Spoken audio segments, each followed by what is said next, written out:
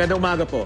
Anumang oras ngayong araw ay makalalaya na sina Cedric Lee, Zemeraz at Denise Cornejo. Ilang buwan nang nakakulong ang tatlo dahil sa kasong serious illegal detention na isinampa ng TV host at aktor na si Vong Navarro.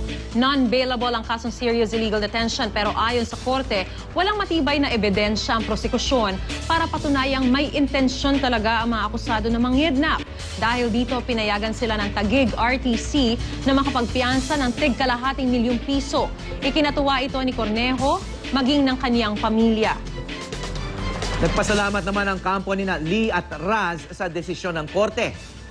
Patunay lang daw ito na inosente ang kanilang mga kliyente sa paratang. Ikinagulat naman ng kampo ni Navarro ang desisyon.